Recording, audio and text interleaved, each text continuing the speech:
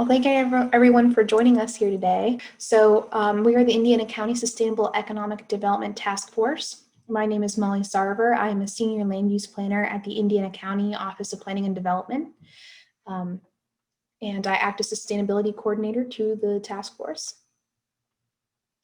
Our task force was started in April of 2017. It was founded by the Evergreen Conservancy, Center for Community Growth, and the League of Women Voters in cooperation with the Indiana County Commissioners. The Indiana County Commissioners at the time were Michael Baker, Rod Ruddick, and Shereen Hess. In September of 2017, the task force was given the mission of establishing a sustainable economic report. The report would identify opportunities for sustainable growth in agriculture, renewable energy, building construction materials, and environmental restoration and stewardship. Within those four focuses of interest, they would look for opportunities for economic development, workforce development, and citizen education. And in that report, they listed recommendations under the four focuses of sustainable agriculture, renewable energy, building construction materials, and environmental restoration and stewardship. But then in addition to those recommendations, they identified 5 executive recommendations. And those were to develop a new mission for the task force. Now that they had finished their report, they want to move forward with helping promote and act on those recommendations. They also want to develop an Office of Sustainability.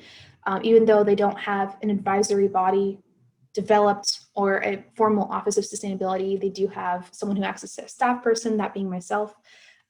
So they've already made some progress on that front. They want to continue holding annual sustainable economic summits. This is our 4th summit. We've held one every year since 2017, except for 2020. They also wanted to include the recommendations made in the report. They want to incorporate those into the long-range plans at the county level and at the municipal level where possible. They also wanted to promote the expansion of broadband access across the county.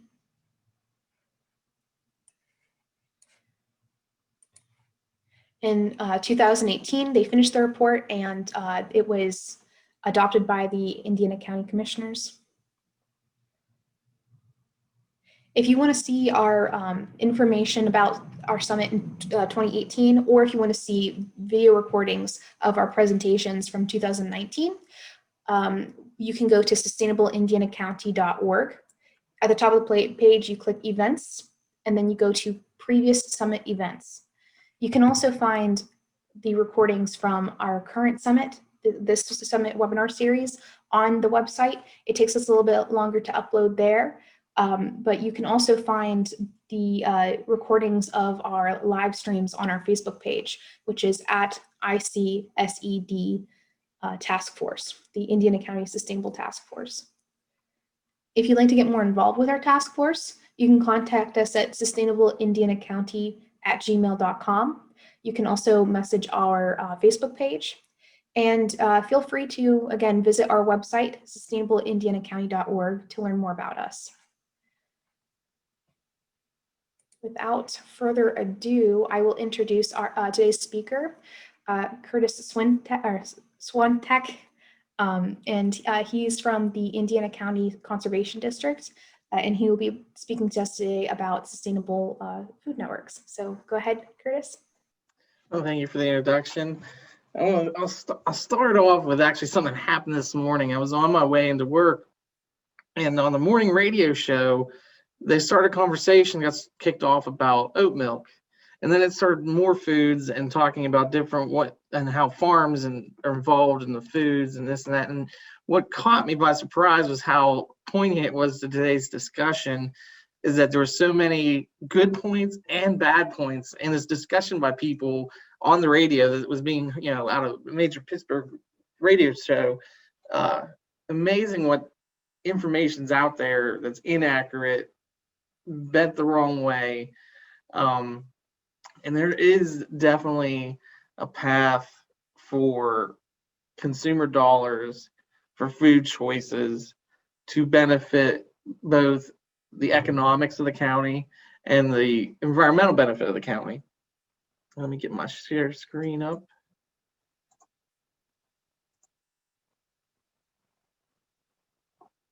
Hopefully we're seeing that. So what we're talking about today is this fancy title saying supporting sustainable food chains and soil health. And what this is really going to boil down to is how does the farm economy work within Indiana County locally, as opposed to going to a store and buying your food, and how that does impact your community. Feel free to ask questions at any point. I really want this to be more of a town hall back and forth. If I get too complicated on something, tell me to back up. It can get very stuck in nomenclature and terms of the industry and in terms of economics without realizing it. So we'll move on to my first point: food choices and soil health. So how can what you buy to eat for dinner tonight affect the overall and local soil health? First off, it is not all food is created the same way. And you're going to see a lot of crossover between the points I have here today to talk about. But what you'll see is that the basic supply chain of our food was what you go to a Walmart or other big box store, is that you're seeing what is called vertical integration. The vertical integration is that fewer individuals, in this case fewer farms, and then fewer food companies are producing more of the food and marketing it to you. So, and it also then gets tied into the national supply chain. The more vertical integration there is, the more that corn is only grown in one spot and only cattle are raised to butcher weight in another state, and the feed that they eat comes from a third state, and so on and so forth. What we have is the national food chain creating what most people see as the problems of lack of a food diversity, lack of whole fresh foods, lack of nutritional quality to foods. Those do happen in that system.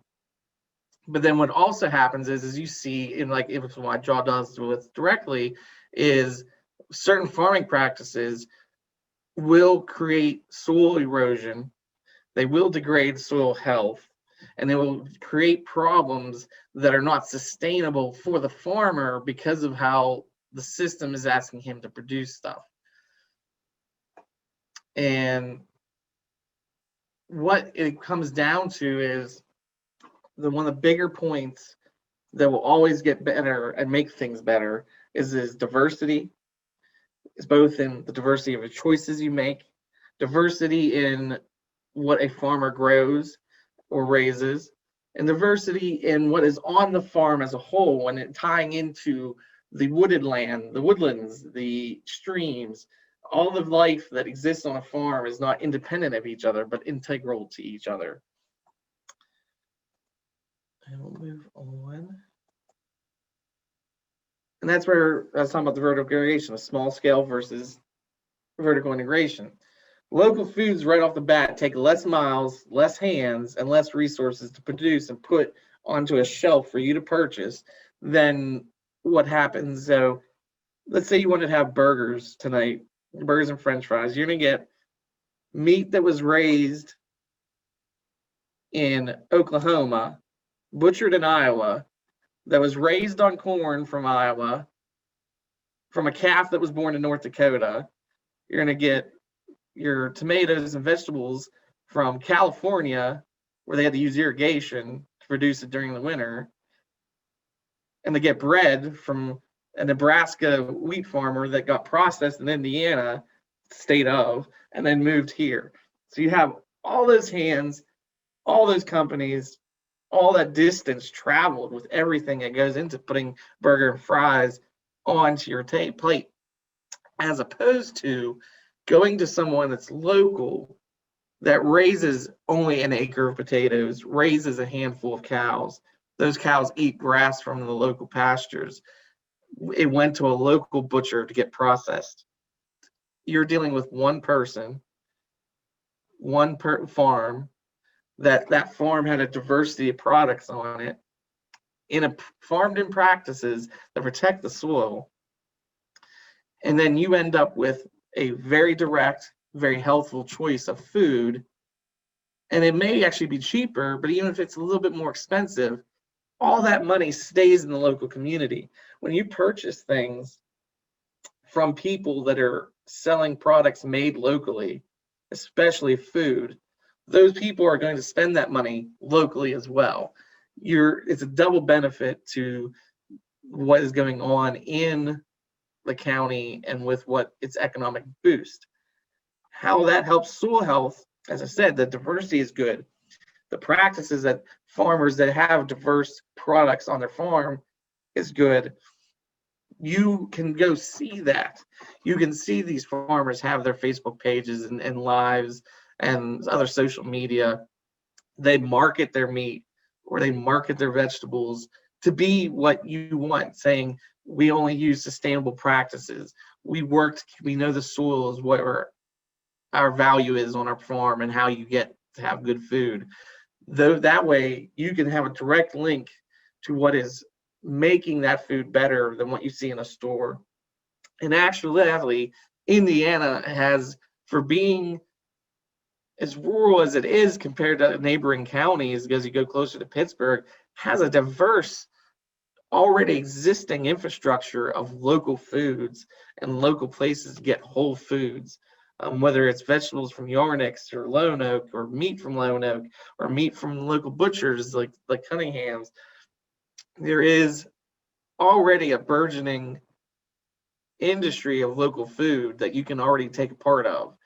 And your dollar going to farms that do better practices for soil, do better things for the animals, make healthier foods, will make it, that is the incentive for more farmers to follow suit. More farmers following suit, the more of you purchasing food like that leads to gain over gain over gain for the local economy. So let's say double check. Nothing in chat yet. Yep. So what I was wondering is, out of the people we have here today, is anybody already purchased local foods or heard of, or what was the thing hindering you from purchasing local foods? If anybody wants to chime in with that. We'll move on a little bit. Feel free to place any comments in the chat as a response. We might also be able to unmute people if they want to ask through voice. That's a question for Raven. Okay. Yes, we are able to unmute you if you have questions you would like to ask or statements you'd like to make about this topic. For those of you who are watching on Facebook Live, we are watching the comments section. So if you just leave a comment, we will see it and respond as quickly as we can. Okay. So while we wait to see if anybody wants to chime in, I can't hit it enough that local foods mean local economies of scale. So this is another way that it affects resource consumption and resource conservation on it. So when you purchase a steak from the chain store versus purchasing a steak from the farmer down the road, is the amount of distance it has to travel, amount of distance the inputs have to travel as they move around from large farm to large farm that only does one crop or only does one practice. They move those inputs around, and then those inputs then get sent to a processor or a butcher, and those get moved on to the store. Whereas a farmer here locally, excuse me, can, Bless you. thank you, a farmer locally can, he's only going to raise a handful of cows, a couple acres of vegetables, or a couple acres of one particular vegetable at a time. Those farms don't have to, they can get you a product in a much quicker time. Like, for instance, here's a good one. So eggs, in the majority of chain store eggs, the regulation says they can't be more than 2 weeks old, a week old by the time they leave the farm to when they get on the store shelf. Most of the times when you buy someone's local eggs, you're getting probably the day of or the day after. So there's no transit time, there's no wait time. Those foods are going to last longer in your fridge when you can get them locally. But back to the economy of scale part. So things are done a certain way when you have 1,000 dairy cows as opposed to when you have 100. Those things are the economy of scale, where you do things on a much larger scale when you have that many more cows. And when you can bring it number down in that dairy example to 100 cows, or bring it, when you, instead of doing 1,000 acres of corn, you do 100 acres of 10 different crops, that's when you can start doing practices that don't work on very large scales, like something as pasture rotation, which is my favorite thing, and all the thing I push all the time is animals, the grazing animals such as cows, sheep, goats, they are ruminants, which means they have multiple compartment stomach, that they are meant to eat green grass and other forage, turn that into their nutrients, and then they gain muscle. It's hard to graze 1,000 animals, but if you only have 5 animals, it becomes very easy to graze them and very easy to manage them. And grazing, and especially rotational grazing, is a way to preserve the soil and a way to preserve every other aspect of the environment. It spreads out nutrients, as in the nutrients from the animal, the manure. It spreads out the use of the farm property. You can use less than desirable property acreage to supplement those animals that ground would not be profitable any other way, because it's too steep or partially wooded, things of that nature. The economy of scale, when you bring it down to small amounts of a diverse product offering from one farm and having multiple farms producing multiple products, lets you do things that are way better than when you have one farm raising a lot of something. And that's where we point out things like, that's where the marketing comes in. And I want to hit on that a little bit separate, as a separate issue, because there's a lot of marketing words out there. There's a lot of buzzwords. There's a lot of things that are regulated. There's a lot of things that are not regulated as far as advertising can go. And whether it's something, if you already say, if you already want GMO free or organic, certified organic, it doesn't matter where you fall on those spectrums of that. Right off the bat, it doesn't matter if it is a GMO product, non-organic. If it comes from a local place, it will be a better impact both for your community, environmentally, and economically by making that local choice.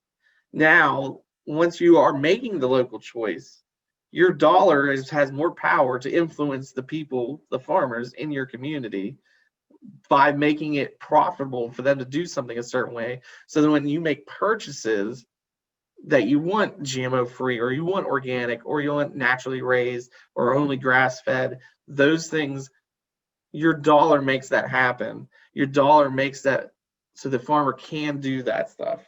And farmers want to be stewards of the land. Most of them are. And when you make it, problem is that there's been such a disconnect between consumer and farmer that the consumer doesn't know where anything comes from, and the farmer is stuck with low commodity prices, and we're struggling to put the two back together so that both parties are benefiting from it and individual communities are benefiting from it.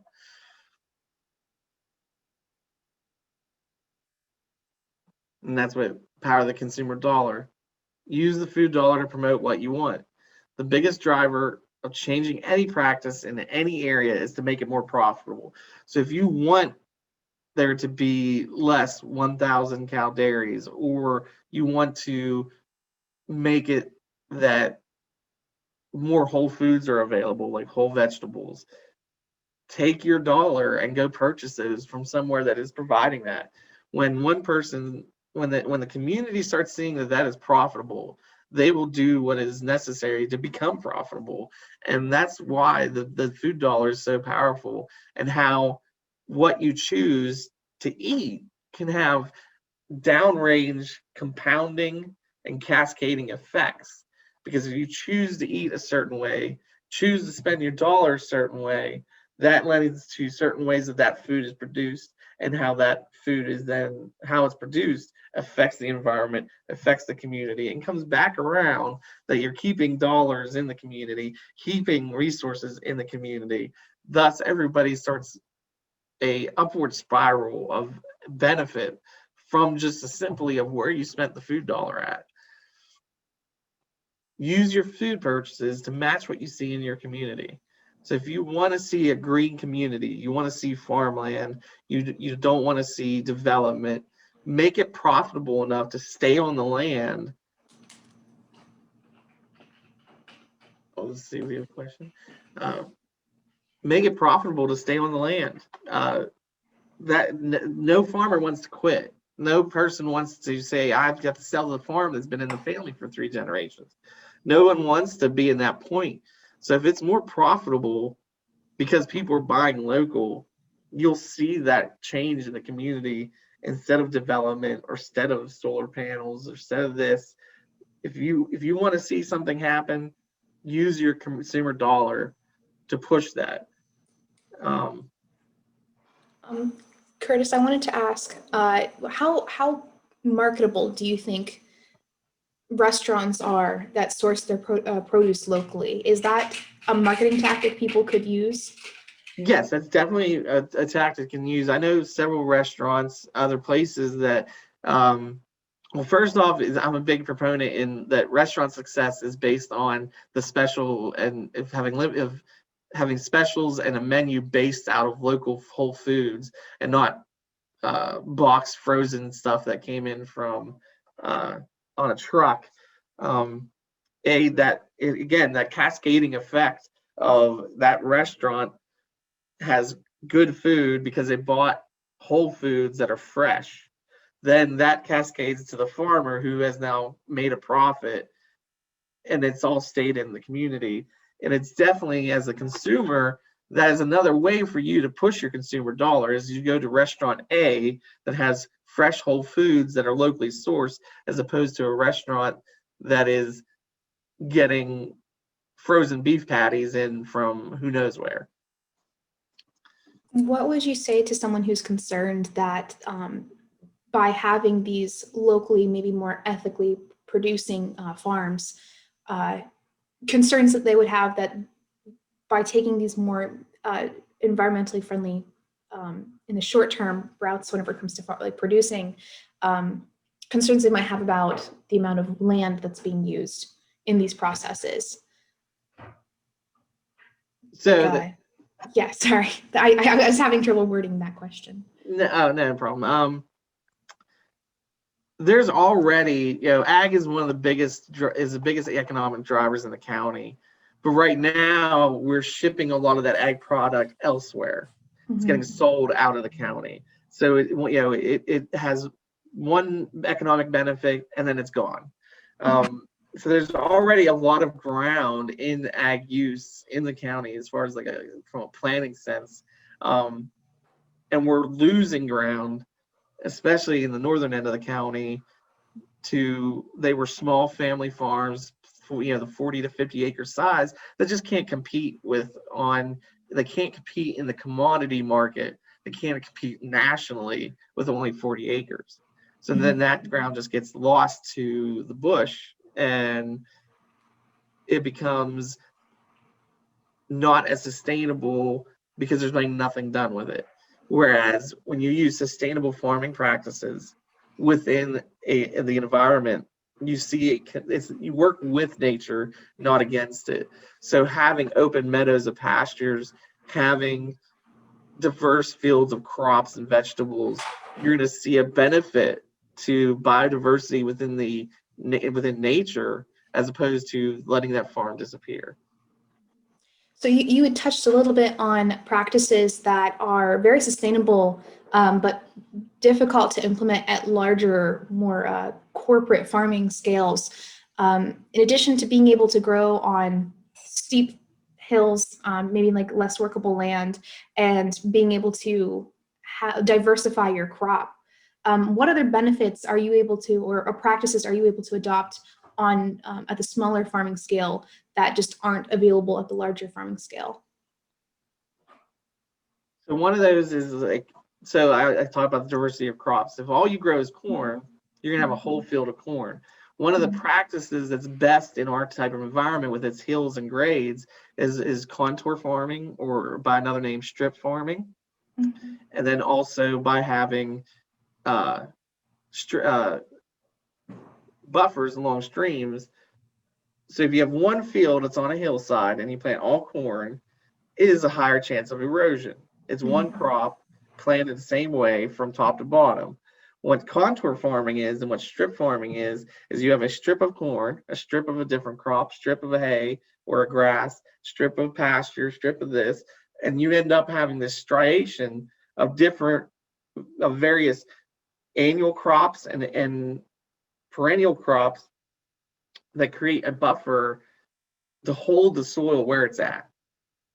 So when you only raise one or two things, it's very hard to get a farmer that says, to tell them, oh, just put some grass strips in. You'll keep soil on your ground and stop erosion. And they're like, what do I do with that? I'm wasting 5 acres out of this field if I put grass strips in, because he doesn't make hay, because he doesn't own animals anymore. When you have a farm that's diverse, that has both animals and crops, and has a diversity of both the crops and the animals, that lets you do those practices like strip farming and contour stripping to save your soil, and you get that different crop doing a different thing, producing a different residue, and creates a more balance to the nutrient cycle that is the soil. So that's a practice. I'll hit it again. Rotational grazing works better small scale than large scale. Another one is, it's not so much even a practice as in something that the federal government would say is, oh, this is a practice. But like when you have the diversity of crops and the diversity of animals, you stop the spread of disease / disorder with plants. If you plant the same thing over and over and over again, you end up with increasing amounts of problems trying to raise that when you do it over and over again. And there's plenty of fixes that have been developed over the years, but they cost money. Whereas with a simple fix is plant something different the next year. And then one plant doesn't have the same diseases or problems as another plant. And when there's enough of a break in between, you don't need to do those fixes. And it's another way to add profitability to the farmer and adds sustainability to the farm and its soil. I hope that answered your question. I'd like to just, because we've had some more people join the webinar and join us on Facebook, you can leave your comments on Facebook and we will answer them as quickly as we can. And please feel free to put any comments about this topic in the chat if you would like to pick Curtis's brain or share your own opinion. So Curtis, you had talked about how essentially having this mix, this diversity of plants can maybe help in preventing blight to a crop. Is that what you were kind of getting at? Yes, that was like, so even in something as very small scale as your backyard garden, or as large scale as tens of acres, is if you plant the same thing over in the same place over and over again, you have a higher chance of having a disease or disorder or failure in that crop. Whereas when you start moving things around and only every 5 years plant that crop in that ground, then you eliminate that without having to spend money on it or add something to it. Excellent. So do you think, and throughout this past year, obviously there were a lot of concerns about the ability to transport food. Food was wasted because it wasn't able to be transported to, distribution centers. I also remember throughout the year there were different concerns about diseases associated with food, like salmonella in lettuce. Do you think that having or transitioning to a more locally based food source could help mitigate some of these efforts becoming more large scale rather than just isolated instances? Yeah, there's definitely a security component to a local based food chain as opposed to a national chain. When with the reference to the pandemic, a lot of food that was wasted, and some of it was wasted here in Indiana County. We had dairy farms that had to dump their milk. And the problem was with the pandemic is that when you have vertical integration, you have entireties of farms over a whole region, like southwestern PA. Their milk was going to a plant that was making butter, and it was only making butter in little packets for restaurants. So when the restaurants shut down, they didn't need little butter packets. That plant didn't need milk, but the cow still made the milk. When you start bringing it down to a local scale and local processing and a diversity of products, so that if a whole farm is not just going to make butter for one particular segment of the butter market, you can be like, oh, I don't need butter packets anymore. We can switch to cheese. For instance, there. And the same thing happened with a lot of the vegetables too, is that they raised, an entire, hundreds of acres of cucumbers that were meant to go into bag salad for institutional use for schools. And then now school was out, and then the same thing happened is, what do we do with this after the fact? And then it just sits in the field and rots. That part, it would definitely be fixed by a local chain. The local food chain would not have the problems of having runs in stores on things, because if something's happening elsewhere in the country, it doesn't affect the local chain. When it comes to the actual diseases, like you said, like salmonella and your human diseases that come from improper food handling or storage, those things still need to be guarded against, and they're still regulated both on the Pennsylvania Department of Agriculture and the U.S. Department of Agriculture. But having a problem with salmonella in a salad from one local farm as opposed to a farm that ships to the entire eastern seaboard changes how many total cases you end up with at the end of the problem. It's a lot easier to track and say, oh, the 500 pounds of lettuce from this farm does not need to be ate because there was a problem, as opposed to saying the 500,000 pounds of lettuce that went to Walmarts all over the place. We need to get rid of that. So you stop food wastage, you stop the spread of those diseases, and the instance that it might not decrease how often it happens, but it's decrease the severity of it when it does happen. Thank you. And you'd also talked a little bit about the importance of soil health and how these practices that can be adopted at local, smaller scales, can again help in preserving our soil, so that way we continue to have food sources in the future. Is there anything that landowners who aren't necessarily using their expensive property to produce food, but maybe it could be turned into that someday, like someone who just owns some fields, are there any practices that they should look into adopting to maintain the soil health of that field? Well, I'll take that question in two different ways. Let's talk about people that already own agricultural land but are not the ones that farming it. So people that are just renting it out to another farmer. You want to look for someone that is, when someone's seeking to lease your land, you want to look for someone that does a diversity of crops. Ask them what in any given year, what are they growing? Are they only going to grow corn?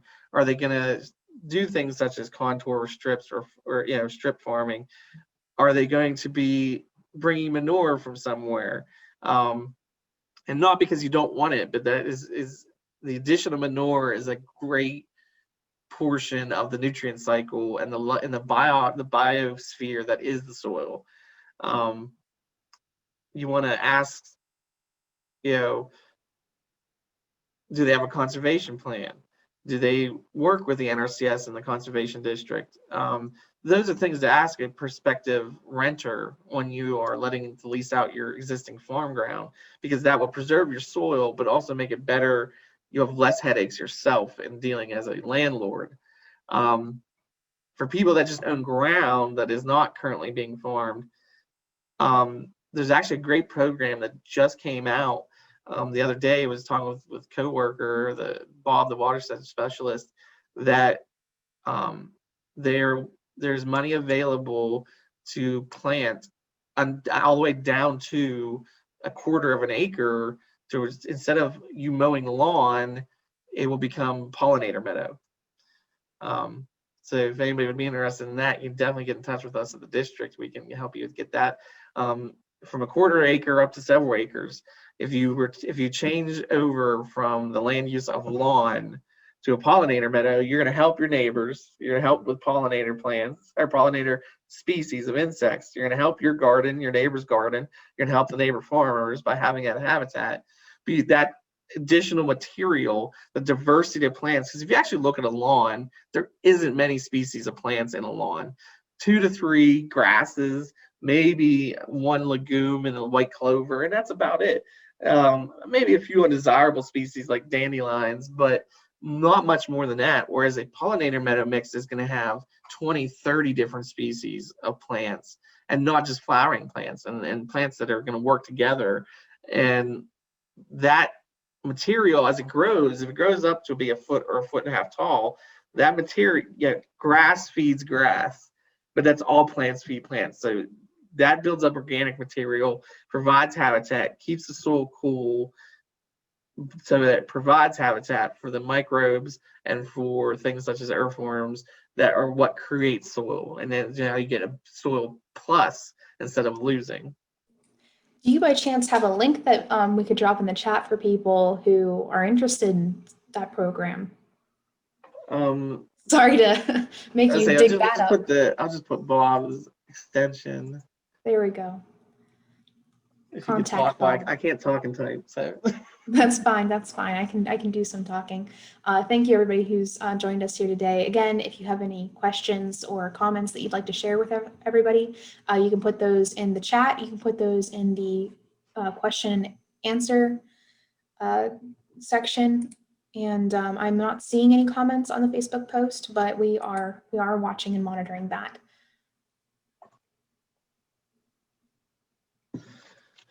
Thank you for sharing that, Curtis. You're welcome. All right. I guess one of my only last questions in closing would be, you say you've convinced someone now to start shopping local.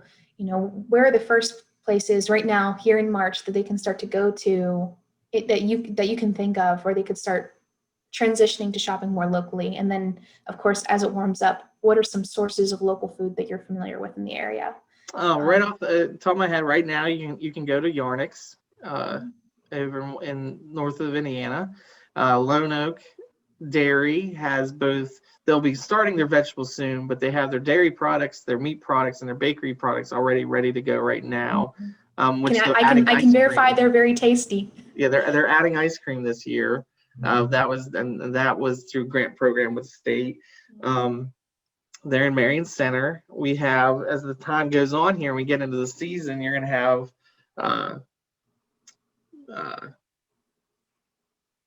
Stutzman's out and on 422 for berries. You'll see there is the farmers markets with the various vendors that have the ones I named are on farm retail so far. Whereas when you start getting the farmers market, then you can grab people that you can't go to their farms to purchase things. Can't remember the name of her farm, but that Little Mahoning Farm, I believe is the name of it. They have lamb. Mhm. They'll be at the farmer's market. Cunningham Meats, and Wadding's Family Market. Those are places to get locally processed beef and other meat products. Um, and then just start, if you know people that own a restaurant, or if you know people that uh, have retail space, ask them to start pushing for farmers markets or start purchasing those local products. Once you start networking, it's amazing what you'll find.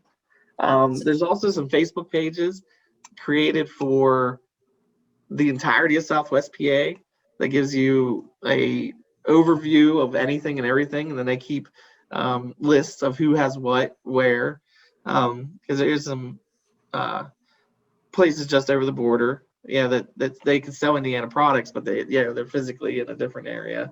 There's right off the top of my head. What do you think is the, like, I don't know if this is where we should end it or with this question or not, but what is the biggest inhibitor that you can think of that prevents or discourages local groceries or grocers or restaurants from purchasing local produce? I And think what can we do to amend that? I think the biggest hurdle from the side of the restaurant, the grocery store, is, well, let's say the grocery stores, they want to be the cheapest possible.